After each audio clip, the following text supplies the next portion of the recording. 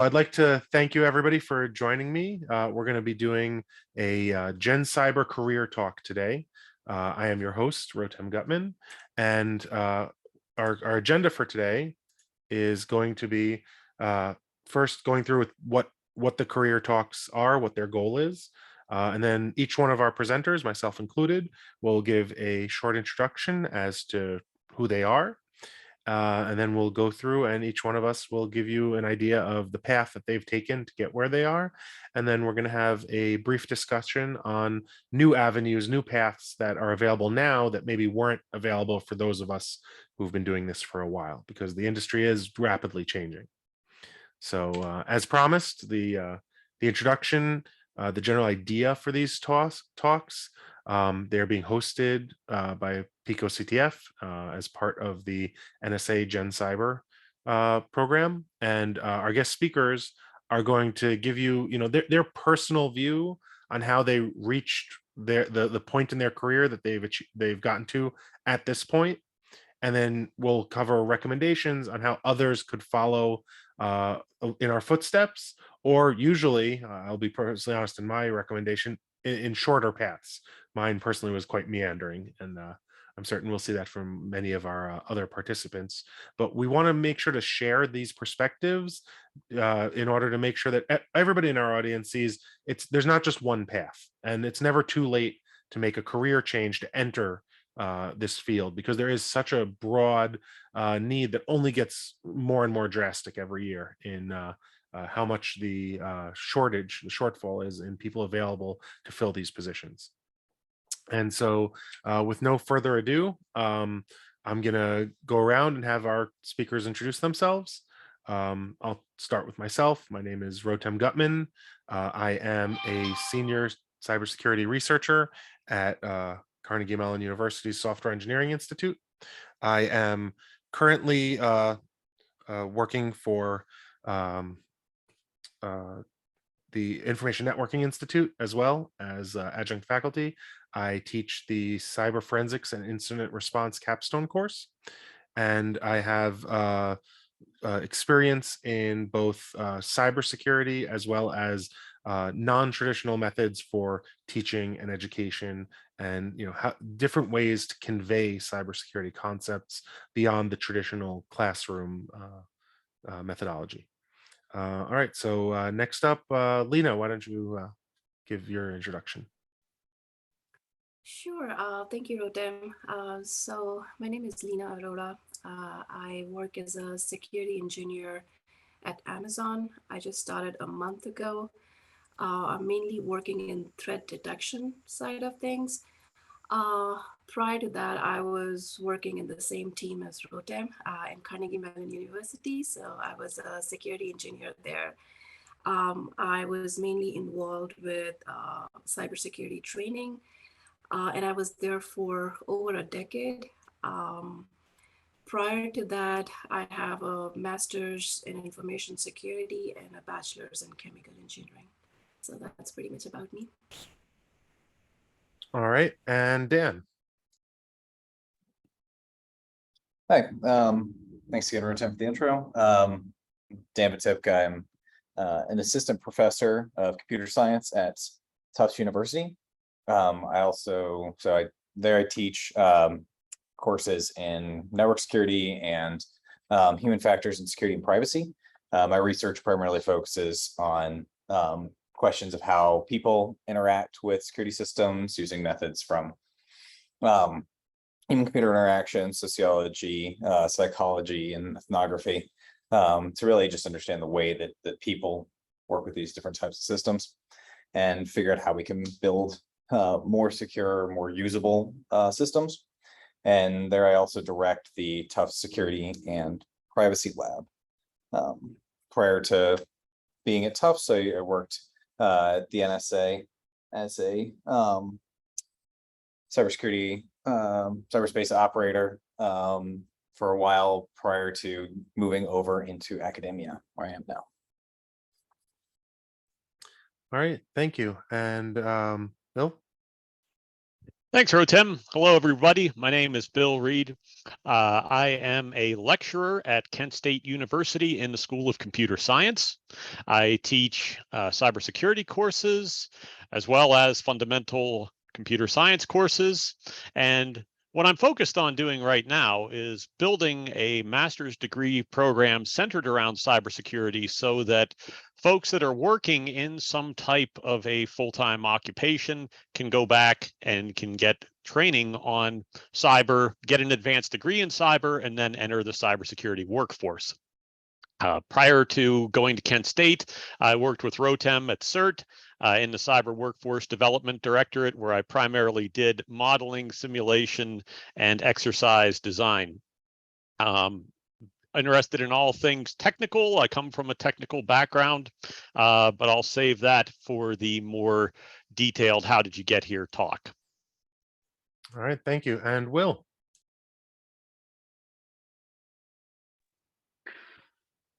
I'm Will Nichols. I'm an infrastructure engineer in the Artificial Intelligence Division at Carnegie Mellon Software Engineering Institute. I'm also a co-instructor with Rotem at the INI in the Cyber Forensics and Incident Response capstone. I got my bachelor's at Penn State in information sciences and have a background in range of things from blue side security to server management, administration, hosting, computer infrastructure, electronics, and game design, handful of other things. I'm also currently a graduate student at Carnegie Mellon. All right. So with no further ado, let's I see, Will, you've already started discussing your path here. So why don't we start with you? How did you get into your current position, into your current roles? And full disclosure for those of you watching, that this particular group of guests have been invited all based on my personal familiarity with them. So you're going to hear a lot of interactions with my path along the way. Hopefully that gives a little bit of a feel of how tight knit this community can get. Sure. So starting either at what do you think, late college or As early as you're willing to share. Cool. Certainly a lot of us I know have dipped our toes in this area from a very young age or from a much older age. So it's good to show that variety. Cool. Yeah, so starting back in the Penn State days, I had a handful of different jobs that were various levels of challenging for different reasons. So needing money coming in, I was working at a beer distributor for a little bit down in Arnold, Pennsylvania. And eventually, a family member of mine who owned an electronics business invited me to work with him for a summer. And I ended up staying on with him for the better part of 2 years while I was finishing my bachelor's degree up.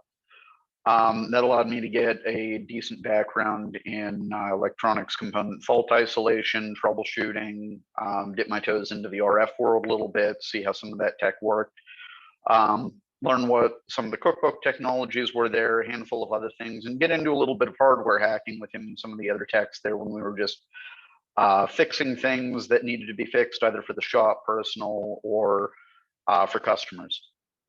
So coming out of that, I was able to leverage a little bit of that tech background to transition into another position doing electronics component fault isolation at a manufacturer down in Cheswick,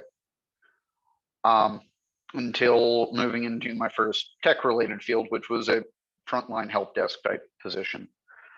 I saw a position open up that was similar at the Software Engineering Institute in their help desk, and elected to submit an application, go through the interview process, and ended up getting that job. So sticking around there for about 6 months, I started to look into some of the other benefits that I could leverage being at the university, one of which was the tuition remission benefits, and decided to start looking into some additional training. So leveraging some of the training benefits, I was able to go through some of the OSCP course through offensive security and some of their additional trainings. I started to get involved in some red side, blue side type exercises, some capture the flags, and expanded a working knowledge of cybersecurity effectively by going around and saying the wrong thing around people that know better, knowing that they would correct me. I found doing that with a room full of experts, it's much more helpful to say something that's just wrong, because they generally can't help but correct you. If you go and ask for help, and you might get it, you might not, who knows. But eventually, I ran into a handful of different people from a couple of different groups, one of whom was Rotem. And I was encouraged to start applying for some positions in other parts of the university. And eventually the position I'm currently in opened up. And so far that's worked out for the last 4 or 5-ish years. So would you say it's fair to say that you worked your way into your current position, picking up additional knowledge along the way without a formal degree? I know you're now enrolled in getting a degree after you're already in the position, though. Yeah, absolutely. Like I was saying, a lot of what I've picked up, especially in the cybersecurity domain, has just come from interacting with people who know the material well, and building some kind of even small rapport, just so you have a group of people that you have ready access to that are willing to answer questions or correct something that you might have wrong. Really speeds up the learning process if you're going and seeking that out on your own. But that's definitely also a component. You have to have some level of interest in whatever you're trying to train into. In my case, being a little bit of the cybersecurity stuff, which, as you know, Rotem, we crossed over with some of my game design experience and leveraged into building out course material that we're using right now to teach graduate students.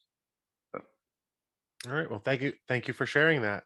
Let's Lena. Let's go to you next. Sure. So I guess I'm gonna go back to high school, which was like 20 years ago or so. But yeah, in high school, one of my main subjects was computer science.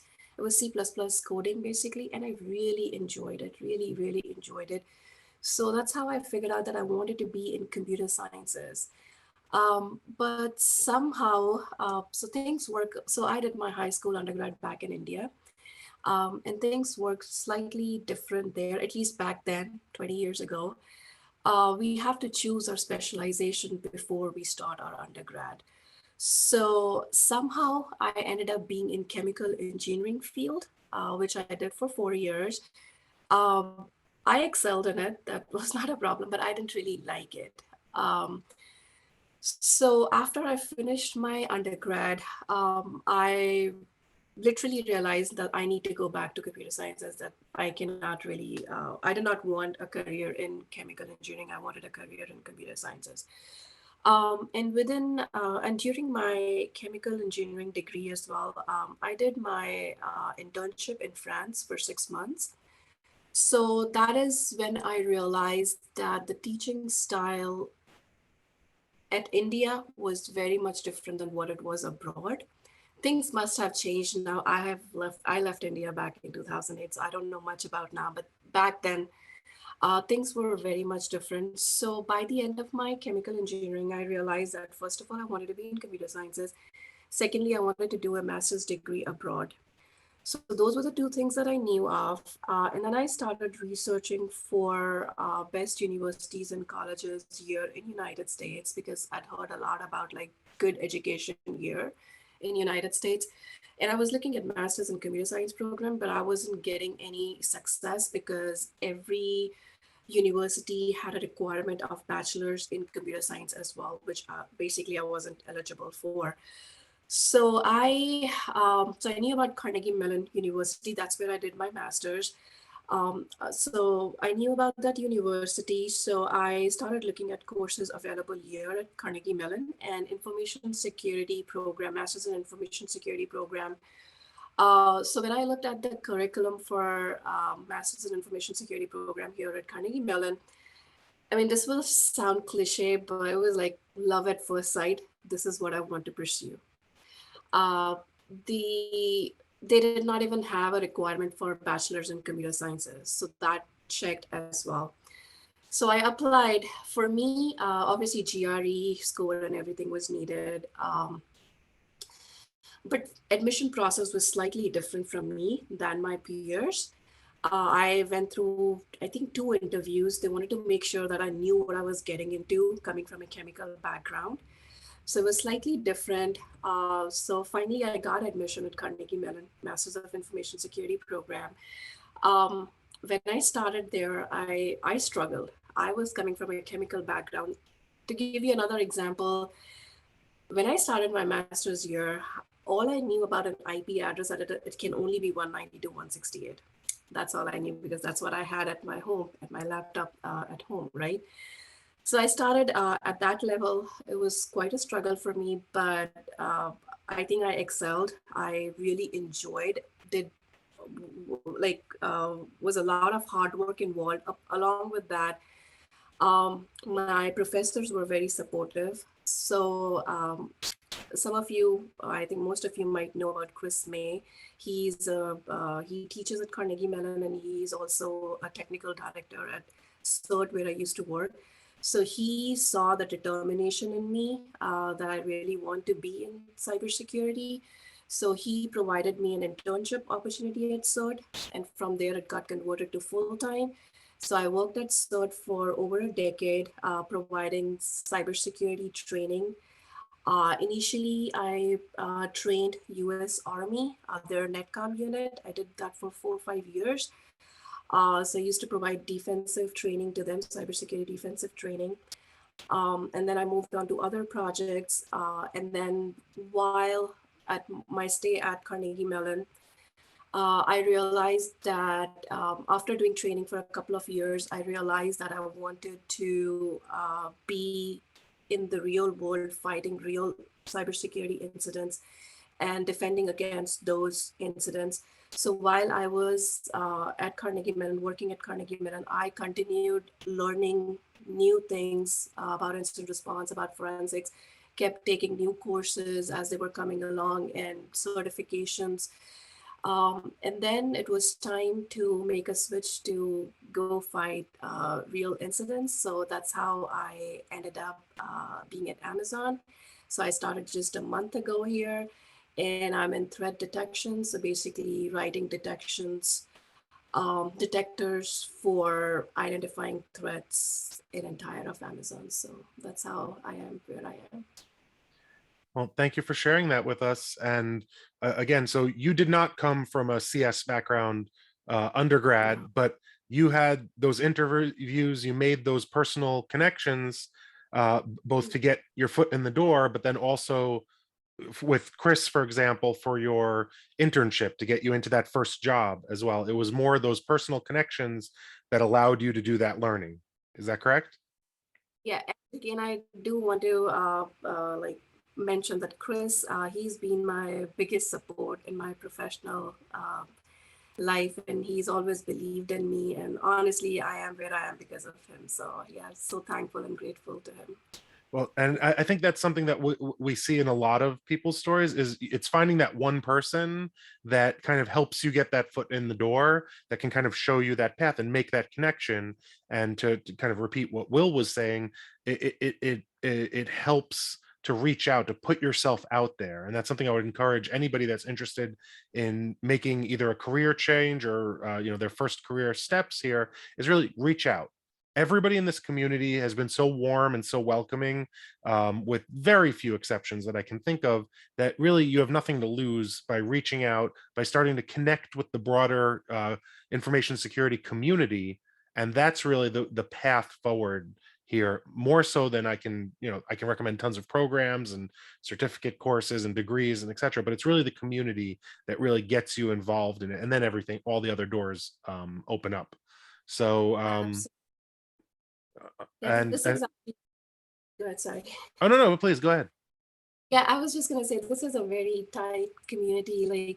You can. So I actually reached out to a lot of people for help on LinkedIn when I was looking for a job in the industry, and everyone was so helpful. And I literally reached out to them for mock interviews to understand what exactly happens in the industry, if I'm making the right move, and resume review. And there's so much that everyone is there to help you with. So yeah, definitely reach out to people. It's just And Lena, Lena is very humble. She didn't even mention her competition wins and her awards, etc. I won't force you to, but I will just say Lena is very accomplished.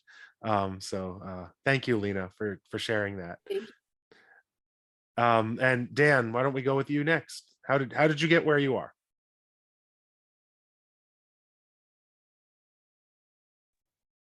Yeah, so how did I get where I am? So I think I'll go back to, so I didn't really do anything CS related or programming related or anything like that until I got to college. I didn't know anyone who really knew anything about computer science, much less security, growing up. But I had some interest in, like, I knew computers were interesting, that it was a thing that I found, and I'd use computers. I was more interested in learning about how they worked, how they functioned, and being able to start to learn about what is like programming, what is software development, things like that. So I went to a computer science program. I did my undergraduate at the Illinois Institute of Technology. And the specific reason that I went to that school, so backing up a little bit more, I'm a military brat. My dad was in the Air Force. I grew up around sort of national defense generally. He was a pilot in the Air Force, but so I generally had an idea of, I'm interested in computers, I'm interested in sort of security stuff generally. This is kind of my background. And so I got my undergraduate degree funded by Air Force ROTC, which meant that I got a scholarship, I could go to several different universities, and the Illinois Institute of Technology offers this really awesome deal where they will pay for your room and board if you go there on an ROTC scholarship, which having limited debt when I came out of college was really great. And so that's how I ended up in Chicago from living my entire life in the Southeast prior to that. But when I went there, they were one of the NSA Center of Excellence. They'd just started up a cybersecurity program. And so I learned a little bit about that, was interested, and took a couple classes when I was like sort of finishing up my computer science degree. So that was kind of my first initial introduction to security. And after being a little bit interested in taking those classes, I did an internship at the end of my undergraduate at the National Security Agency.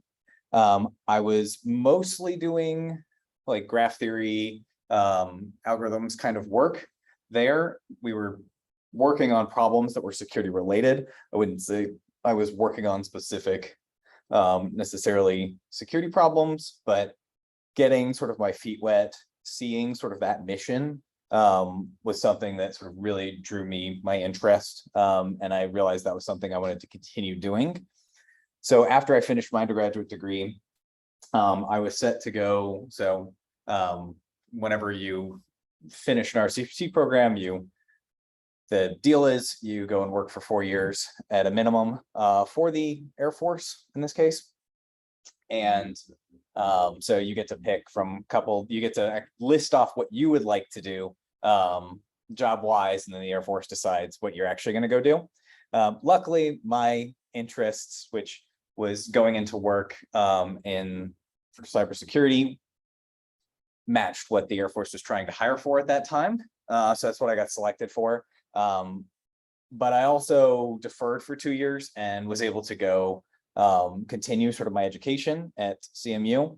So I went to Carnegie Mellon and joined the INI and the master's program there, focusing specifically on cybersecurity, and got to really get a deeper view of cybersecurity. Got to take a lot more classes, got to sort of, in addition to taking more classes, was also able to start doing research while I was there. So I worked with Dr. Nichols and got to really understand what research looked like. So this sort of other side from when I was at the NSA, I was doing sort of more practical, short-term problem solving. And when I went to CMU, I got to see the other side of it, which was more sort of longer term research questions, and really enjoyed sort of that environment, that small group of sort of experts trying to solve complex problems and sort of thinking out at a longer term view of things. And so that's kind of where my interest in academia really began, and why I eventually, after my 4-year commitment to the Air Force, left, came back, and did my PhD. But once I finished my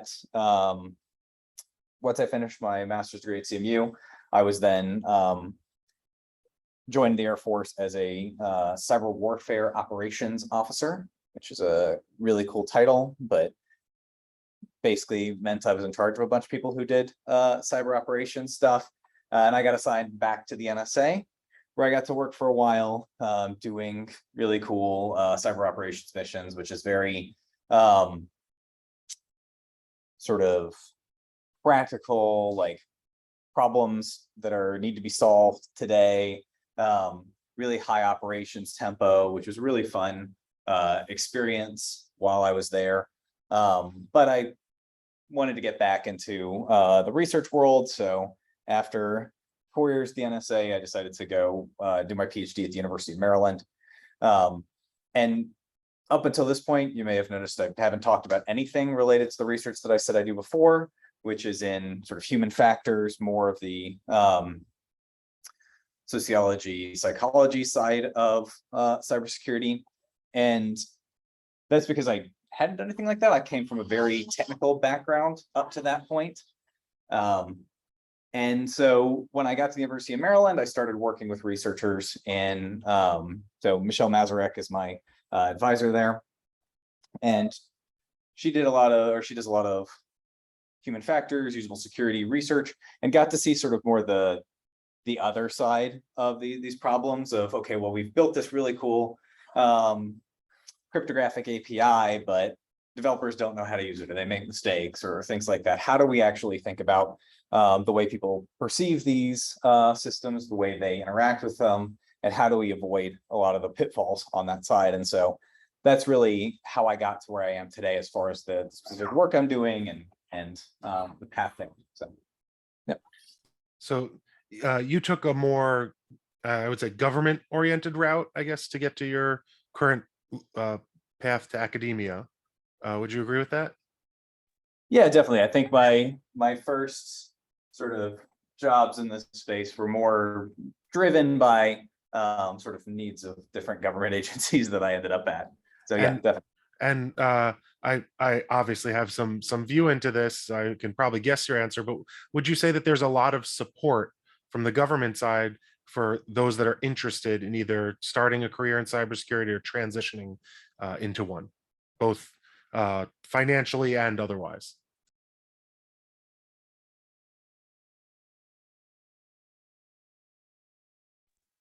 Yes, I mean, obviously my undergraduate was paid for by the government, and a lot of training out that I've had afterwards has also been paid for. But also there's just lots of opportunities in the government space to sort of get your feet wet and get to try a lot of different things. So while I was doing operations work at the NSA, I worked in, I want to say, 4 different roles over the course of a couple of years, and just got to try a lot of different things and get to see from frontline operations work to a little bit of development to some research work while I was there. So there's a lot of opportunities in that space as well. All right. Bill, I'm going to do mine first because I want to end on you, because I know for new avenues, you have a lot to say as well, which is our next section. So I think that'll be a smooth transition, if that's okay with you. All right. So my path, how I got here, I was actually born in Israel. I always had an interest in techie stuff, but my understanding of cybersecurity was, I guess, similar to Lena's at a young age, in that, I knew what I knew from playing video games and running my own home network. was basically the limitation of my knowledge as I went into my undergrad degree. I did do a computer science degree, but my university, my undergrad university, had a sum total of one computer security course, and it was a 100 level course, not in the CS school, it was in the business school actually. And so I, very similar to what a lot of the other people on this call have mentioned, is I went and made a personal connection. So I went down to the professor's office that was listed for that course. I knocked on his door and said, "Hey, I've done a little bit of stuff. I've played around with, I was what I would consider a script kiddie at that point. I'd played around with some various attacks. I'd, kind of increased my knowledge of networking through the normal CS courses. And so I knocked on his door and said, "Hey, I really want to take a CS course, or a computer security course, but this is not in the CS department. So I wanted to make sure, like, at what level is this done? Because here's what I've done so far. And, I want to make sure I'm not, wasting anybody's time in the course." Well, I showed the professor what I'd done so far, and the professor was very honest with me because he essentially grabbed me and said, "Oh, thank God you're here. We need to rewrite this course." His exact words were, "I'm up to date on computer security as of 1985. This course needs to be completely rewritten. Help me update it." And so I jumped in at the deep end is the best way I could put it. And that's really, if you really want to understand something, teach it.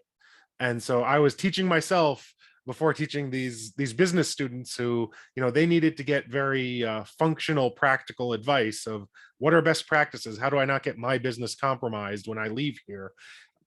As opposed to that deep technical knowledge. But then I used that opportunity of learning kind of on the fly there, to transition then after graduation into at CMU at the INI. I applied. I talked with the faculty and the staff there, and I got my first internship, not with Chris May, Lena, actually with Rich Corelli originally, but I got my first internship before I ever started classes at CMU, which was kind of a weird thing that I didn't know was even an option. But I got an internship the summer before I even started school here to start working. And that's, again, I just want to highlight how desperate the need is in this field, that there are so many opportunities out there. You just have to be willing. And there's so many places where we will teach you on the job, in the role, get you the information that you're missing, as long as there's that background of base technical knowledge to get your foot in the door so that you can have a functional conversation about what the tasks are at hand. And then a lot of the learning can occur on the job. Now, that's certainly not to dismiss the value of having, an advanced degree in a core, in advancing your core cyber skills, but it's not necessary to get started, to get that first job in the door, because there are a lot of entry level positions available.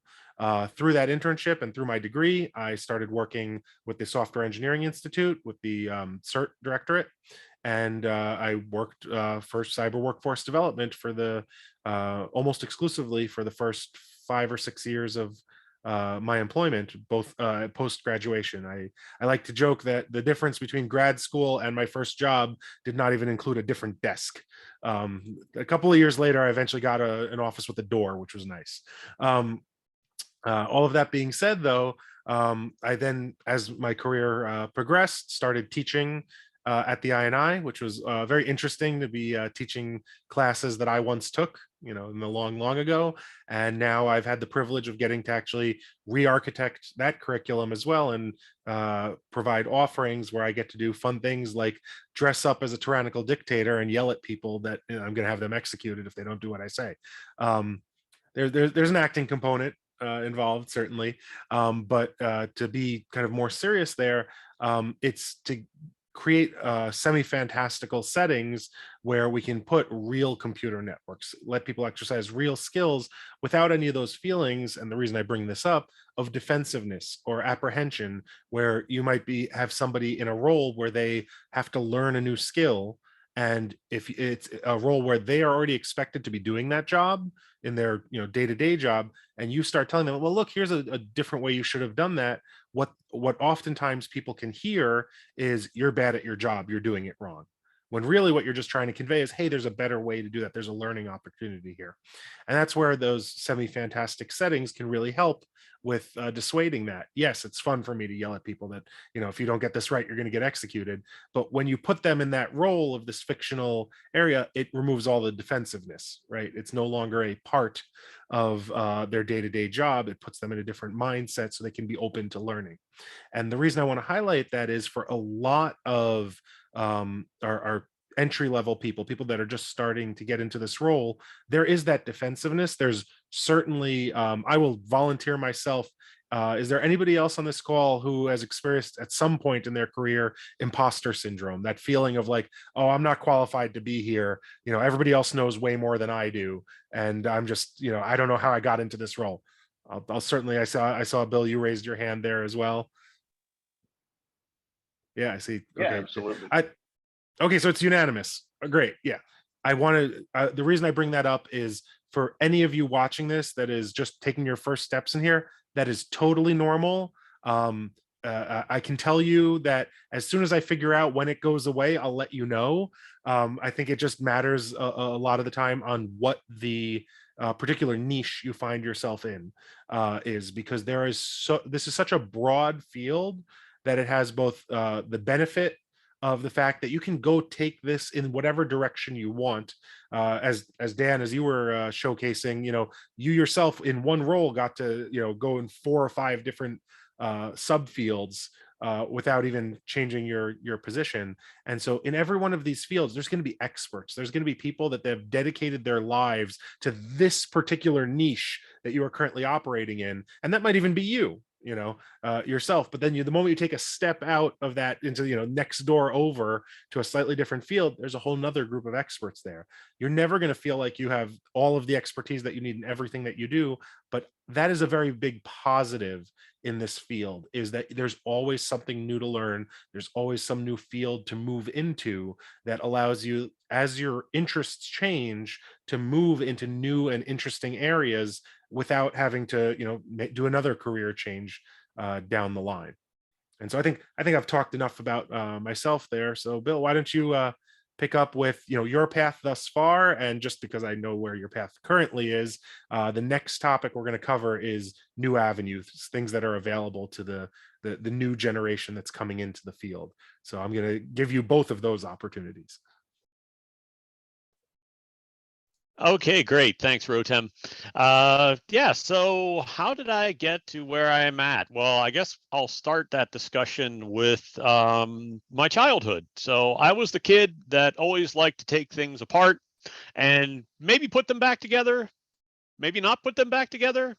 It kind of drove my parents crazy. So just, I must ask, did you also disconnect your parents' alarm system to somewhat disconcerting results when they came home? No, not exactly. We did not have an alarm system initially, but I built one, and that they were very surprised when they came home and they found it because it was armed at the time. We have very similar stories. It's a little disturbing. Great minds think alike. What can I say? So anyway, there was that, and there was kind of this whole, what do we do with this kid discussion that happened regularly amongst my parents. And my family had a lot of engineers in it. Both my grandparents were engineers. I grew up in a steel town. They were engineers at the steel mill, doing different trades. And so, they sort of suggested that maybe engineering would be a good career path for me. And also, my father was an attorney, and he got one of the very first 8086 computers in town for his law office. So I was always looking forward to going in and play with that computer and try out new programs in MS-DOS and get exciting upgrades like color graphics from green screen graphics and things like that. I was always trying to talk that into upgrading his computers. And eventually I got my own Commodore 64 and got into basic programming with that. And so, that coupled with the discussion my parents were having, they said, well, why don't you, look at doing computer engineering for a career. I said, yeah, okay, that's pretty good. So went through high school. At the time, there really wasn't much in terms of computer science at all in high school. I think I had maybe a total of 2 programming courses the entire time I was in high school. But I got to college, and on my parents' advice, I started to go into electrical and computer engineering, because the other thing I was very much interested in were electronics, as you can probably guess from all these radios and things I have in my office here. So I started into that. Now, the problem that I encountered is while I was very technical and very analytical, I was not the strongest person in math, and engineering is extremely math intensive. So I didn't do too well in my first attempt in undergrad, which was at Ohio State University. I wound up cutting my losses and transferring back to a school that was in my hometown of Steubenville, Ohio, and that is the Franciscan University of Steubenville, mainly because I had so many F's in math that I kind of had to do the transfer move to reset my academic record so I could actually graduate in some particular type of program.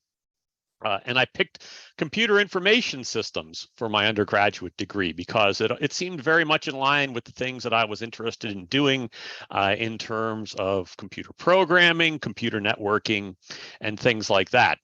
Now, I had also racked up a little bit of student debt from Ohio State, so I needed to work to finish out my undergraduate career and to pay those tuition bills. So I got 2 jobs on campus at Franciscan. One job was as a communications electrician's helper. So I was pulling in network cables and splicing fiber optic cables and things like that. And I worked that job for part of the week.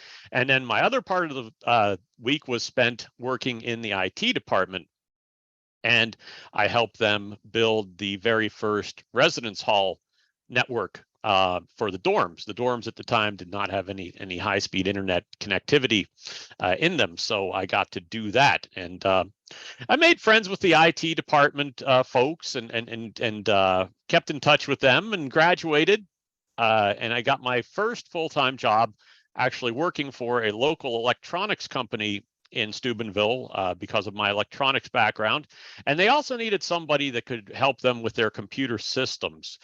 So I wound up working my way up to being their IT manager and running all of their computer systems, as well as providing technical support for the electronic components that they sold.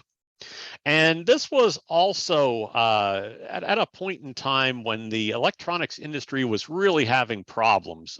Radio Shack was closing a lot of stores. And this particular electronics distributor named Hosfeld Electronics shipped components nationwide. We had a catalog where you could order resistors and diodes and things like that. But that industry was shrinking. And so that business I knew was probably going to go under in short term. So I started looking around for jobs and was talking to one of my former colleagues at the IT department at Franciscan University. And they said, well, actually, we need a network administrator. So why don't you apply to that job? And I applied. And given the fact that I helped to build a large portion of the network when I was a student, it got me the job as a full-time staff member there as their network administrator. And during the course of the 8 years that I was there, I pretty much ran every system on campus. And in doing that, you know, when you run a network with 2,500 students connected to it, you see a lot of interesting network traffic and a lot of things happen on that type of a network. And back to my whole propensity for taking things apart and digging into things, I was always fascinated, you know, by the network traffic that was going across our network from the residence halls. It's like, oh, wow, what is this protocol? This must be some new application that somebody downloaded, or, oh, wow, or are we attacking somebody here, or are we getting attacked? This is kind of neat. So with that, and also being in academia, I realized that I should probably pursue an advanced degree.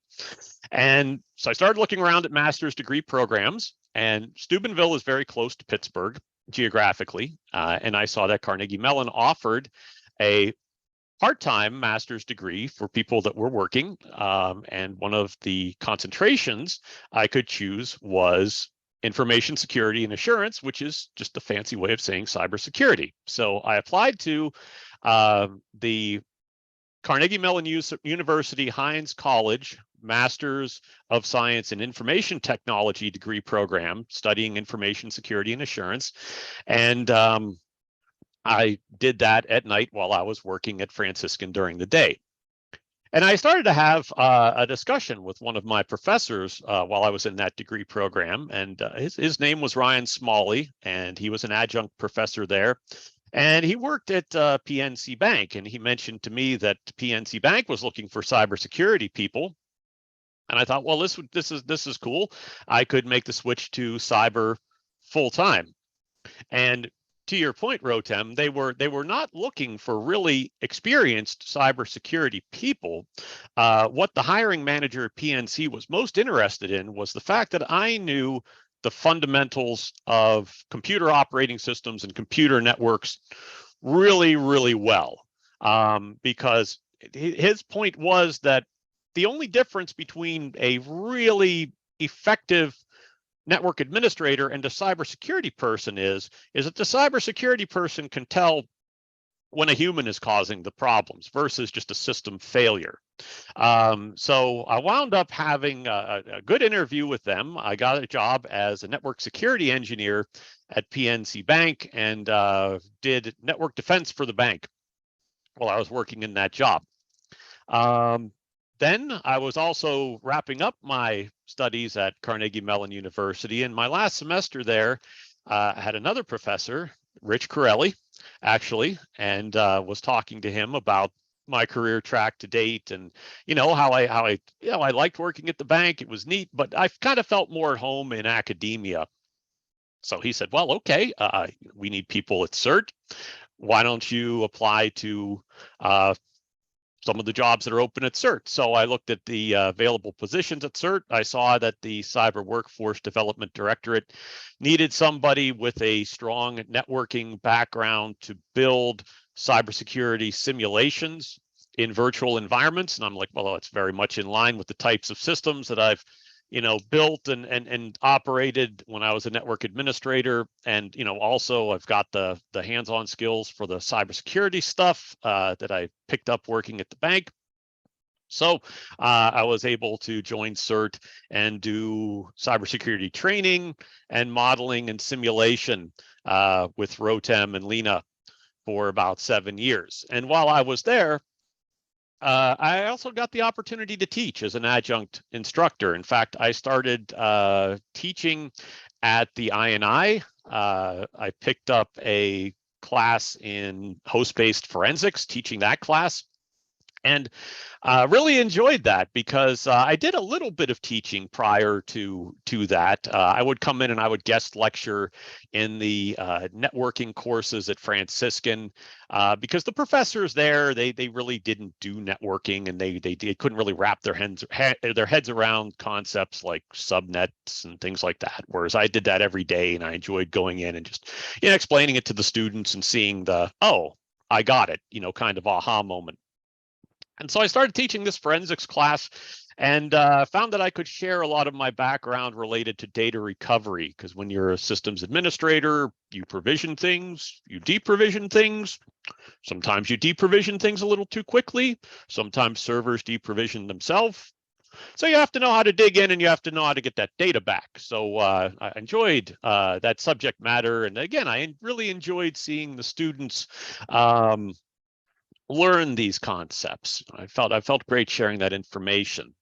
And I also, while I was working at CERT, picked up a few other opportunities to teach as an adjunct at a couple of the other local colleges here in the Pittsburgh area.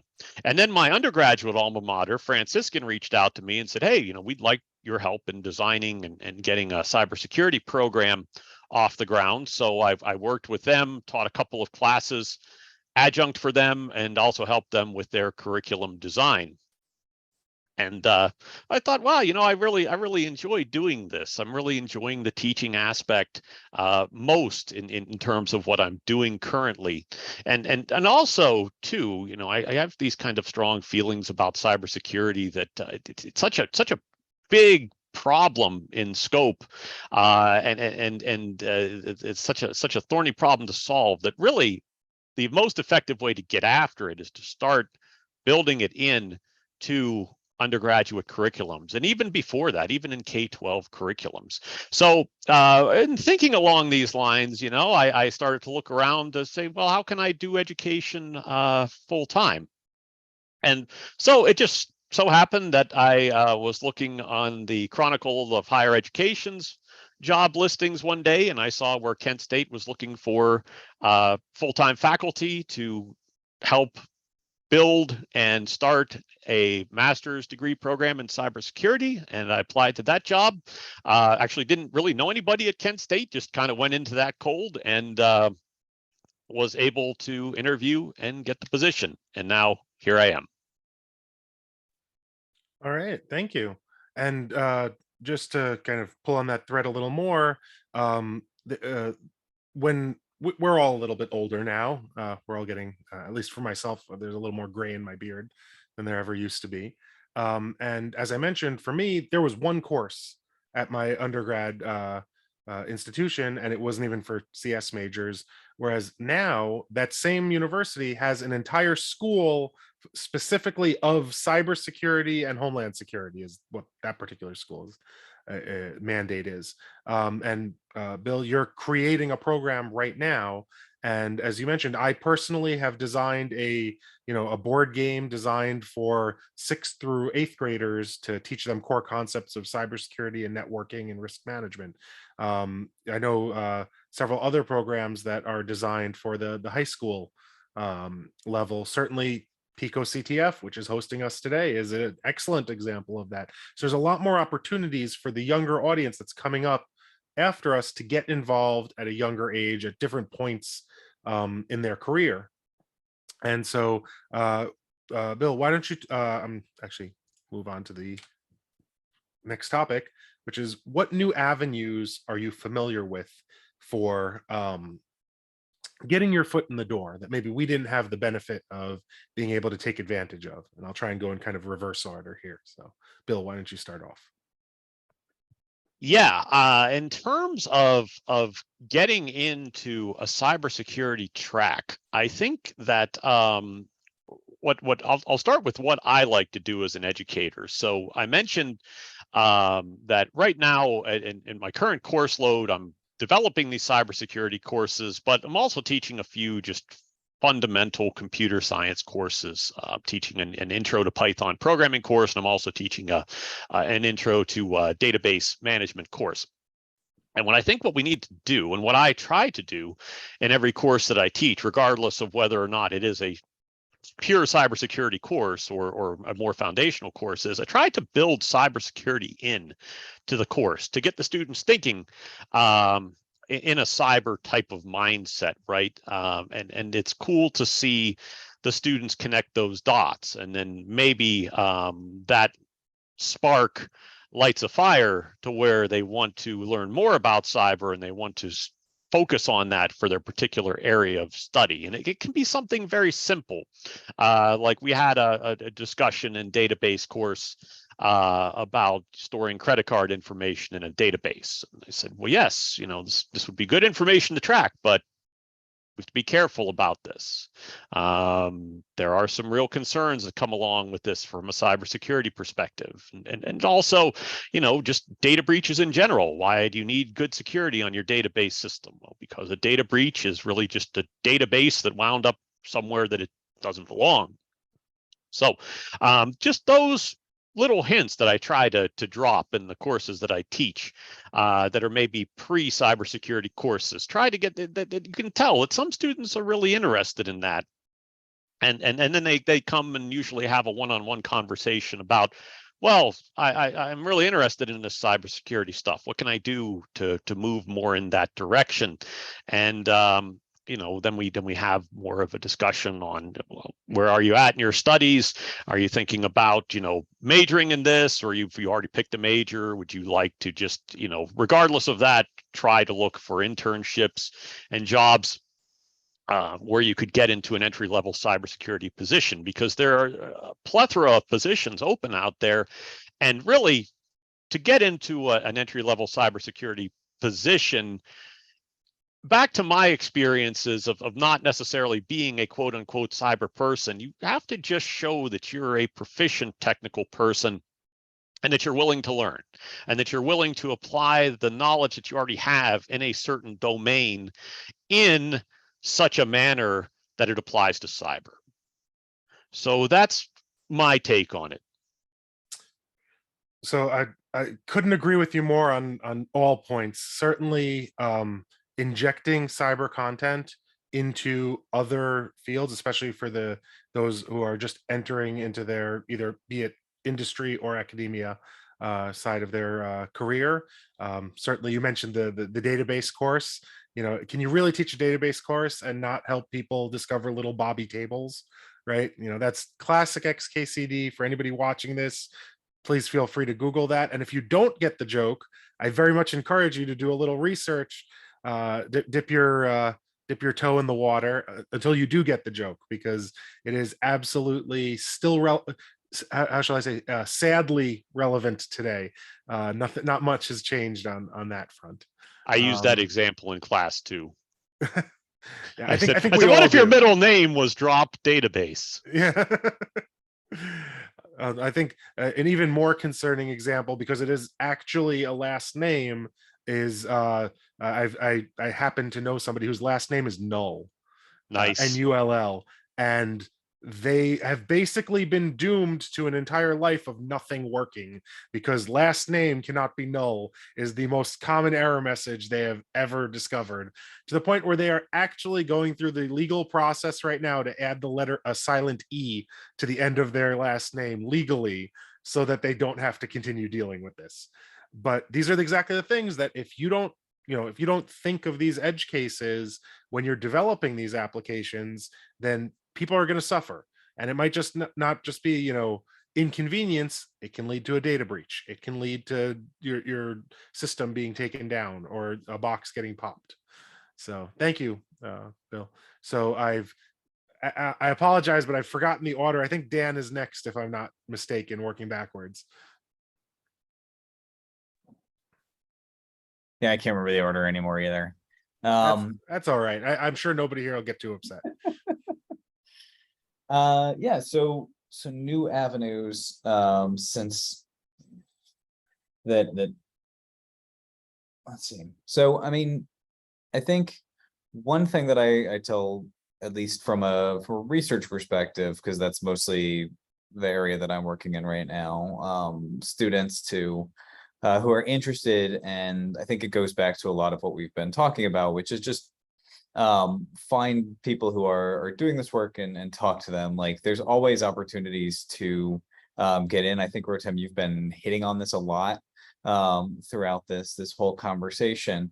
This was not something that I realized whenever I was first getting started. I went through relatively traditional paths. I mean, I worked at the NSA. It says security in it, so like relatively straightforward that's where you might go if you want to do security stuff. I had no clue that I could go, and like there were people doing security research at my undergraduate institute, and I didn't talk to them because I didn't know that was the thing you could do. That's not a new avenue. That's something that's been around for a while, but I mean, it's surprisingly still effective as a first opportunity for sort of getting your foot in the door. I know if you like go on just Google for jobs and cybersecurity or stuff, you'll see lots of things that say like you need this number of years of prior experience or something like that. But just there's lots of opportunities that might not exist. I mean, you need, I always phrase those as, you need this much experience if you don't know anybody that works here. Yeah, pretty much. And you don't necessarily need to know someone who works there. You just need to go and ask them. I mean, yeah, go introduce yourself, go make that connection. Exactly. Yeah, I mean, I had the same experience as you whenever I was at whenever I joined CMU for, I worked in the same lab prior to starting my master's program. The only reason that I ended up with that job is because I was like, I need something to do for the summer. I'm gonna come to Pittsburgh. Let me just email and see, like, is there anybody who's looking to hire someone? I have a computer science degree, and that's about it. And we found a job that made sense. I mean, trying to establish these contacts and just reaching out to people is really, I think that's the big takeaway that I would have from, or advice that I would give and continue to give. I mean, there are lots of things that didn't exist, from, like, you have picoCTF, you have lots of other similar online sort of hacking educational exercises that Hack the are box. grow. You know, like there's a lot of offerings out there. Yeah, so there's a lot of stuff out there, which several of those have existed for a long time, but they're starting to become more educationally focused and not just a bunch of resources. They're starting to have more structure to them. So other good ones that I would recommend are, so Arizona State University has, if you've done something like picoCTF, which is a more lower level focused program, Arizona State has Pwn College, pwn.colleg. I think I can spell college right. But that is a sort of more advanced program that is a great sort of self-paced opportunity. They have lots of content, lots of support, and much more structure to it. I know Google is coming out with Learn Cybersecurity platform here. They've been talking about it for a while, and I think it got stymied by something, but there's several of these sort of platforms that are specifically focused on not just providing a bunch of resources. So like Hack the Box, and I can't think of any other ones off the top of my head. There's been several of these CTFs or war game exercises that have been around for a long time, but they often tend to be a little bit more, here's a lot of resources, a lot of things that you could go dig into, but without like necessarily the guidance of sort of where to focus on, the structure to help with that education and get you, if you can get lost in them really easily. And I think that there's starting to be a lot more opportunities for a little bit more structure without going like having to find and dedicate yourself to a like long-term program like the one at INI, which is a great program and definitely recommend it. But if you're just sort of starting to get your feet wet and you just want to get those basic initial skills that you would need to be able to get your foot in the door, whenever you're talking to someone to say, hey, I have these basic skills, there's a lot more resources. And I would definitely recommend, in addition to Pico, Pwn College, and then trying to think of other ones off the top of my head, but Learn Cybersecurity with Google is also good. Well, the biggest, most drastic example that pops to mind for me personally, as you're talking about these opportunities being available at far lower levels than before, is, you know, even just going to DEF CON, which is a conference that I won't go to using my real name or bringing my real cell phone or computation device to, under the assumption that anything I bring with me is going to be popped. Even that conference now has like a kids con track to like, hey, bring your kids with you and we'll teach them some basic level stuff, how to do there. It's really broadened where everybody in the community realizes that we need to bring the next generation up. We need to bring in those that are career transitioning later in life, because the need is just so great and the opportunities are there. Dan, if you're comfortable talking about it, I'll certainly say that I was an SFS scholar. I didn't pay for my graduate education in cybersecurity. It was paid for by the government through the Scholarship for Service program.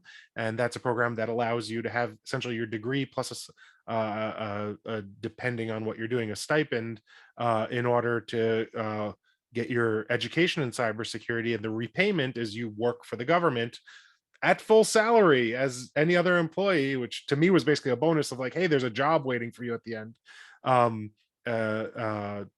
As your kind of repayment for an equal number of years. I know that, Dan, you mentioned you had, through, I believe, ROTC, you had opportunities for you to further that education. I don't know what other opportunities you might be aware of. I know that there's more programs out there than I could possibly know about. Yeah, I mean, SFS, the Scholarship Service Program, is probably the best one if you're really you want to get into security, because it's that track that goes directly there, and it's like you said, a good amount of funding. I mean, and you I can know do there's a that. DoD program as well, separate from SFS. Yeah, I don't know I know that you're right. I don't know the name of it, so Yeah, I don't know it off the top of my head either. But Um, the key point I really want to get across is that even from a financial standpoint, there's a lot of support out there if you're interested, because the need is so great. There's lots of employers I know about that will subsidize your degree if obviously you commit to working for them afterwards for a certain number of years.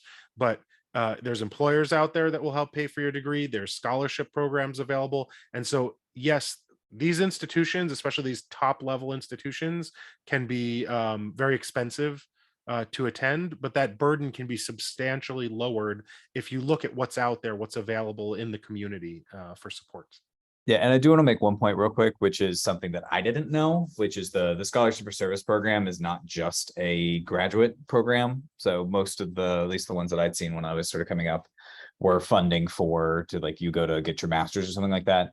I've worked with a ton of students who are SFS at this point, who are undergraduate students who had having their degree paid for, and so that's another opportunity. Yep, and that's a year for year payback on Yep. that on the SFS, regardless of which purpose. If you do a 4-year undergrad, you pay back with 4 years. If you do a 2-year master's, you pay back with 2 years. And if you are, an overachiever and want to compress things down and get your 4-year degree done in 3 years, then you're limiting your payback as well. All right, so Will, why don't we go with you next, and then we'll finish up with Lena.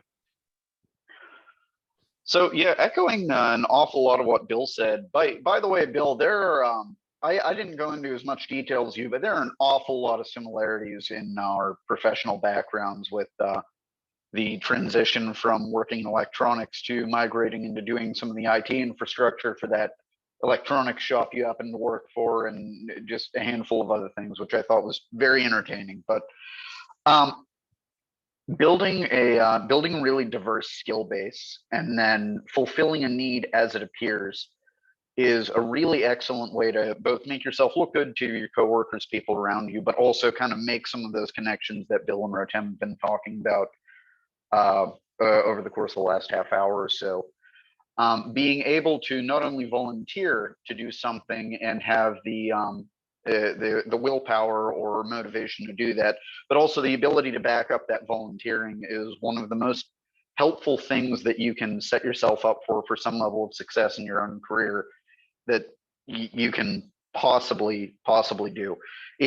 I would almost say it's a disservice to yourself not to just go out and learn to do a bunch of things, whether even down to the possibly stupidest thing that I've taught myself to do that's just popped up and been useful. Learning Lua scripts so I could write video game code has popped up and become useful in a couple of situations that I never would have thought. Same thing goes for VB and C#. The only reason I ever learned either of those two things were to work on a data storage mechanism for a video game. That's it. And as it's happened, there have been several occasions now where people have needed something that was written in .NET for either modified, some troubleshooting done, or what have you. And I was able to volunteer, go in, perform, execute, and submit a deliverable on something that otherwise I never would have been involved in, being primarily in some kind of infrastructure support role.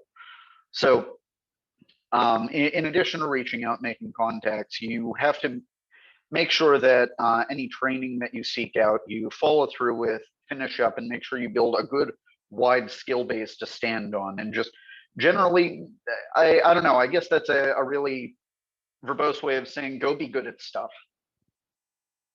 I think that should be the official byline of this talk. Go be good at stuff. And I think it's very true. The moment that you have some sort of base, I was talking about, branching out, but the moment you have some sort of base knowledge that you can rely on, then transitioning that into related fields is the way that you progress your skill set. And really, I think the most accomplished practitioners I know of, at the top end, in the cyber workforce is the people that it's not that they're those individual experts at that one very niche field that I mentioned earlier. Certainly those are the top of their field in academia, but in industry, it's the ones that they know a little bit about everything. Whatever the problem that you need to address, they have some level of proficiency in that they can then, even if they don't know the answer, they know where to go to find that answer. They know who to talk to in order to get that answer and make that knowledge be actualizable, like be able to put hands on keyboard and do something with that knowledge. So thank you, Will. Lena, why don't you have our last spot here? Sure. So when I look at new avenues, I'm mainly comparing it with so new avenues for getting into like a cybersecurity job. I'm comparing more with like when I graduated 12 years ago, right? So since then, I feel like the cybersecurity as a whole, it has evolved a lot. Within cybersecurity, there are so many disciplines now, which some of those did not exist back then. So like within cybersecurity, there's like incident response, there's forensics, there's threat hunting, threat intelligence. There's like cloud altogether, which did not exist back then, like cloud security, infrastructure security. There's so much. So I think nowadays there's so many resources, like you can from the beginning figure out like within cybersecurity which field do you want to go in, right? So one example I would give is like on SANS website, they have roadmaps for all different like disciplines within cybersecurity. So people can read there and figure out where their passion lies and which field within cybersecurity they would want to move further along in. So that's one thing.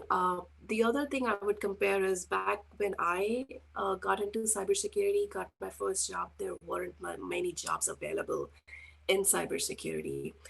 Um, when I graduated, we were still coming out of recession, 2008, 2009 recession. There weren't many jobs available. And on top of that, there weren't many cybersecurity jobs available because organizations were like, they had to keep their business alive, and like cybersecurity was not thought of that much then. So there are so many more jobs available, and I know like nowadays, like even with like a lot of organizations like putting a hiring freeze for their companies, they're still hiring security engineers because there's so much need for security engineers. It's So incredible how common that is, where it's we are hiring nobody is allowed to hire. What about cyber? Yeah, no, that we still need.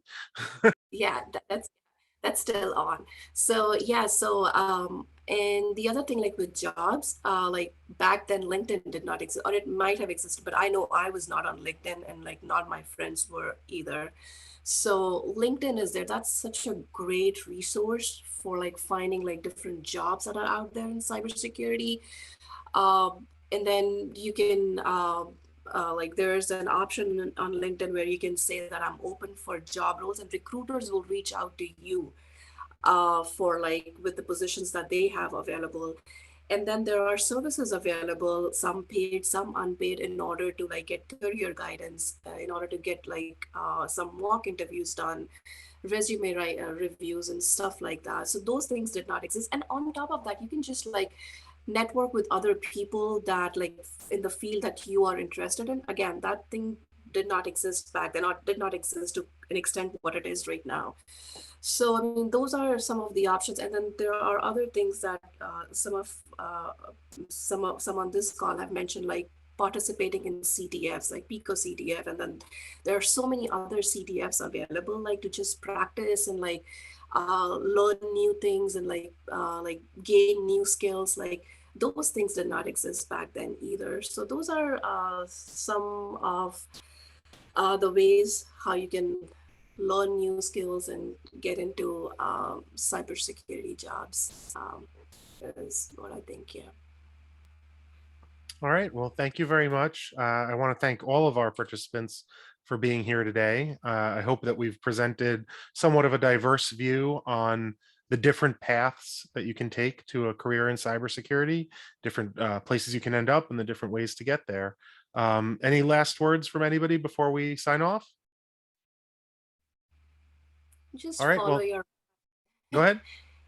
Yeah, I was just gonna just follow your passion, figure out where you want to be in cybersecurity. Keep following your passion.